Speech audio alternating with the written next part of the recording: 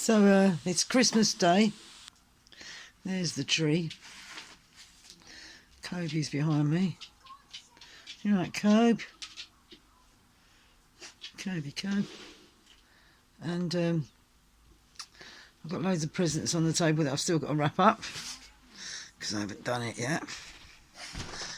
I didn't need to because I was meant to be going somewhere and I haven't ended up going because of this COVID madness. And that's the city there, and that's the sky tonight. It's I don't know, 4:30. That's the sky. Thought I'd video it and let you see it. That's the shadow of the Christmas tree. So the Christmas lights. Yeah. So that's the 25th of December 2020. And that there. Yeah, let's get it bigger. There's the city. London town. And there's the sky. Yeah.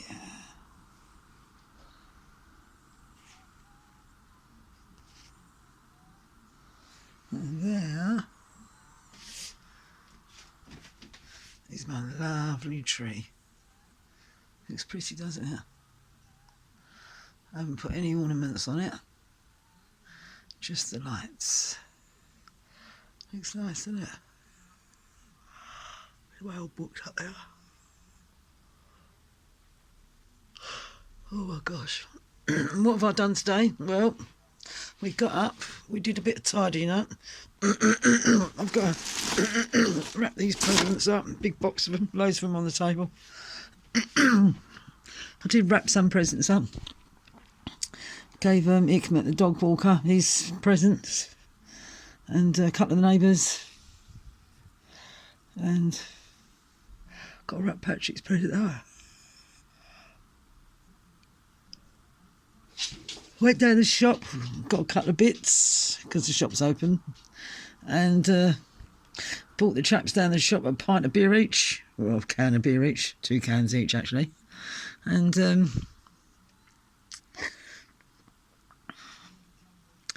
got a loaf of bread. And Patrick was going to do a dinner, what he's doing, Christmas dinner. He was going to bring some up to me in containers. I said to him, "Oh, listen, don't worry about doing it today. Do it tomorrow." So Patrick's cooking a Jamaican Christmas dinner. So I've got rice and peas and rice and turkey and lamb and pork and God knows what I'm getting, but it's a nice dinner. Patrick's my friend that I've known for 30 years now. 30 years. Oh my God, that's gone so quick. So this time next year, I'm hoping that on Christmas Day, I'll have a different view. I'll be living somewhere else. And in loads and loads and loads of ways, I'm really going to miss this view. But I think I'm losing this view anyway, because what's happening is down there, where the hospital is, there's the new hospital. And that building there at the back is the old one that they're refurbishing because it's an antique building, an old building. So they're refurbishing it and turning it into flats. But over there, where my secret garden is, sorry, you can see all the rain on the window. Where my secret garden is that's all being knocked down. And then going to be building blocks of flats there. And also over there, where them houses are, where the petrol station is, they're going to be building blocks of flats there. So in front of me, this time 2 years' time, I won't be able to see the view that I'm seeing now, because there'll be a block of flats there that's possibly 20 floors high. So, well, it'll be as high as this one anyway. It would definitely be higher than this, be 18 floors. So that would be my view gone. But I've had 28 years of this fantastic view. And every morning I've woken up to the sun rising out of my kitchen window. And every day I've seen beautiful sunsets. So it's a big part of my life. Look at that. Lovely. Really lovely. When I moved into this block, it was mainly people of my age, the age that I am now, and older people. And over the years, because I've been here 28 years now, and over the years, the older people have died off, and the people of my age have died off or moved out of London. Lady who used to live upstairs to me, Evie, she was married to a Canadian chap called Jim. Really nice couple. They was both in their 50s. Anyway, one day I heard a scream and a bang and then a scream.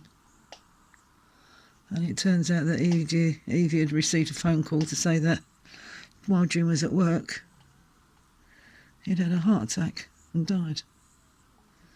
And he was a second husband, and he was a love. Yeah. She had one daughter from a previous marriage. Her previous husband had died. Same thing, heart attack. And, no, cancer. He died off. He was young. Not my dad. My dad was only 39 when he died. See that squiggly bit in the sky there? Just above the city. Can you see that? That squiggly cloud. Yeah, and then Evie's daughter, she moved to Norfolk. And Evie moved with her. Well, first of all, Evie moved to Chinkford, where her daughter lived, and then her daughter sold her house in Chinkford and moved to Norfolk. And Evie moved with her. But I should imagine Eve's dead by now. I mean, if she was alive, she'd be in her 90s. Yeah, 60 when she was here, 70, 80. Well, she'd be nearly 90, wouldn't she? And Edna, who's 87, who still lives in the block and lived here since the block was built, because the block's 50-something years old. 55 years old now. And anyway, Edna, who lives in the block still, she never had children of her own. Her and her husband lived here, one-bedroom flat. He died off a few years ago.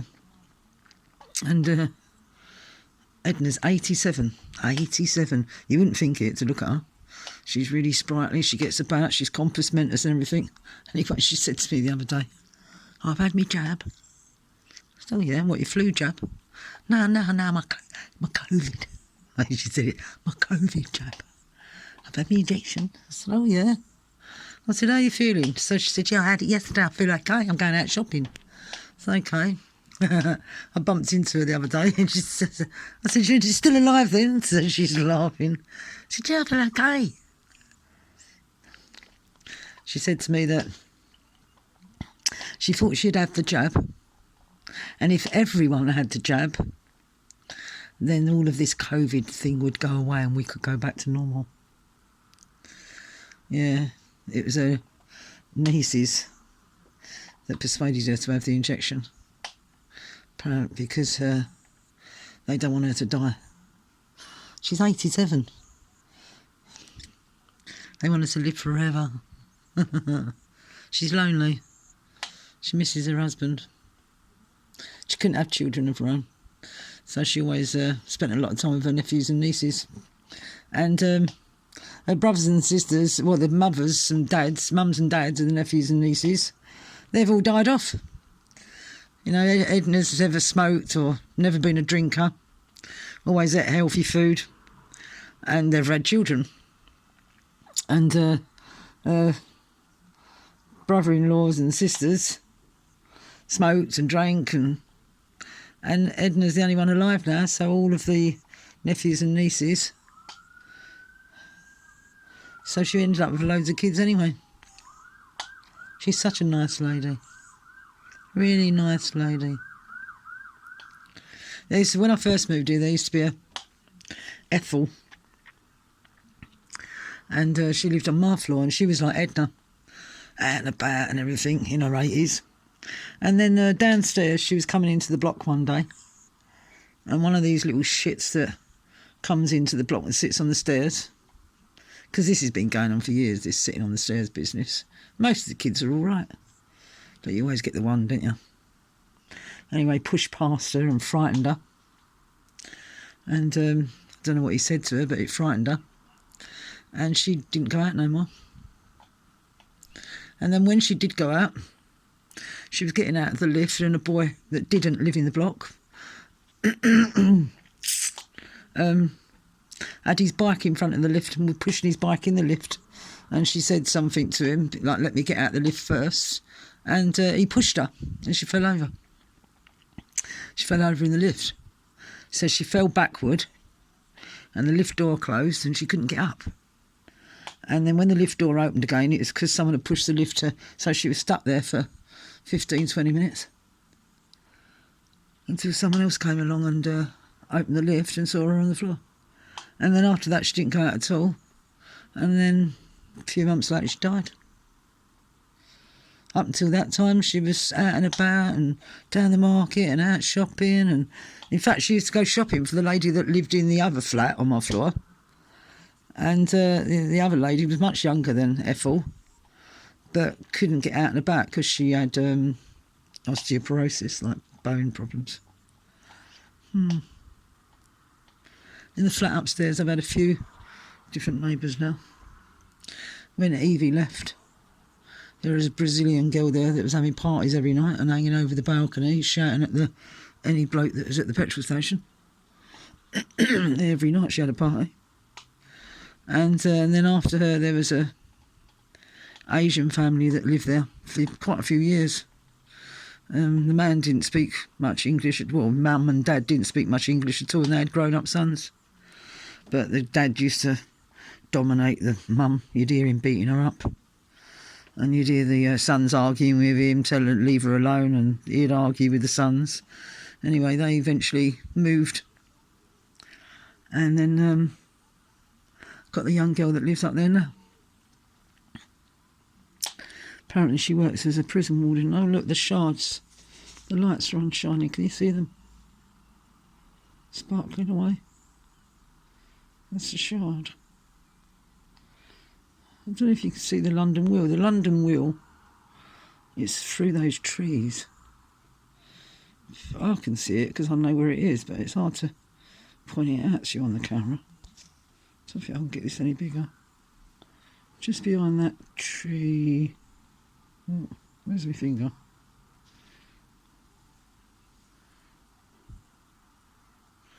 Oh.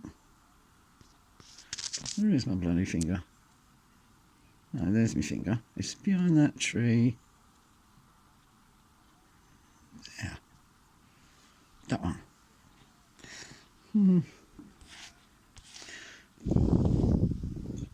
Yeah, so I never got to see the kids today. But I've spoken to them on the phone, WhatsApp, you know, where you can pitch a message. So I've seen all the toys and the dollies and everything. I had a chat with them all. And Dad was cooking dinner. Mum was resting in the front room. She's got another baby due in March. She's getting big now. Front room looked like a bomb site, toys all over the floor, as it does. The kids are enjoying themselves. They miss me. When you come in, Dad? I said, I'll come down during the week. Come and see them. London town. Yes, that's the last time I'm going to be seeing this view on a Christmas day. I've seen it for 28 years. 28 years. God, I've got loads of memories in this flat.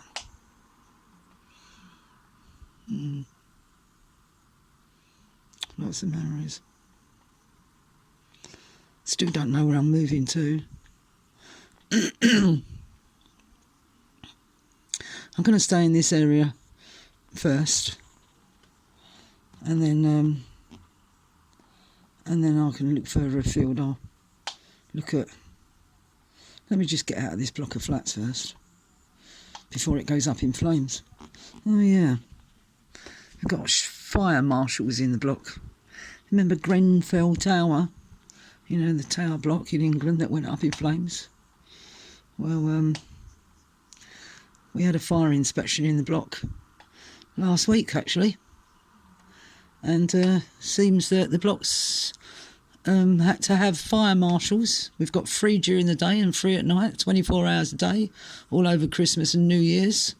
And in fact, it's going to be until they remove all of the cladding off the block.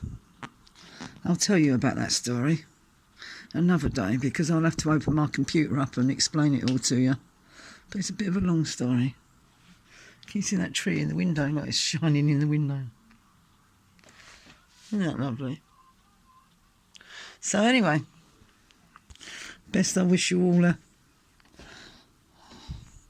Merry Christmas. Hopefully you had a Merry Christmas. I've had a lovely day. I had to do nothing. No cooking, no cleaning. I'm just going to get a black bag and bag up the little bit of rubbish that I've got and take it down, chuck it in the main bins downstairs while I take the dog for another wee. But yeah, this morning, dog went for a walk, came back. I went over to the shops, gave the dog a wipe down with a damp cloth rather than bathing him, and dried him off. He weren't that dirty, actually, weren't that muddy. And he didn't go over the forest today, he just went over the field. It's not all waterlogged like the forest. And gave his Christmas presents, and then I had a sandwich, and then me and the dog went to bed again. We was back in bed by 11 o'clock in the daytime. And no, it was about 12 actually, I went to bed.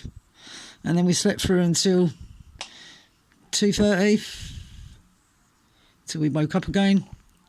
And then I had a couple of phone calls from Patrick and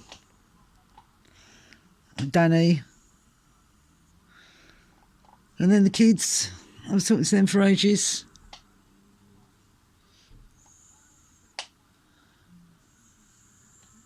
And then I've answered a couple of messages. People sent me messages. And I feel tired again, actually. I could go back to bed. I feel a bit sick. I don't know why I feel sick. I haven't drunk any alcohol or anything, but... Oh, I'll tell you what, I've started taking my Champax tablets. You know, my no smoking. And to tell the truth, today I've had 2 cigarettes all day. I lit one up a little while ago and I didn't feel like smoking it. But I don't know if it's the Champax tablets are supposed to make you feel sick, because I feel sick. But I haven't smoked, so that's good, isn't it? But my lungs feel terrible. Well, there you go. Police car brushing up there on Christmas Day, and that's it. We've seen the day end now in London town.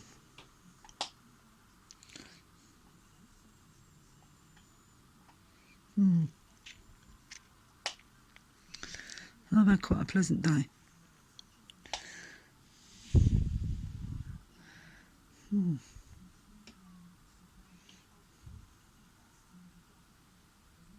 So time to say, love you lots. Love yourselves much more. Because we forget to love ourselves, don't we? Yeah. Oh look, fireworks going off over there. I'm surprised there aren't more fireworks going off tonight, actually. I wonder what they're doing for New Year's night on fireworks. If I'm here on New Year's, then I'll video it, because you get to see all the fireworks all over London. And it'll be my last New Year's, won't it?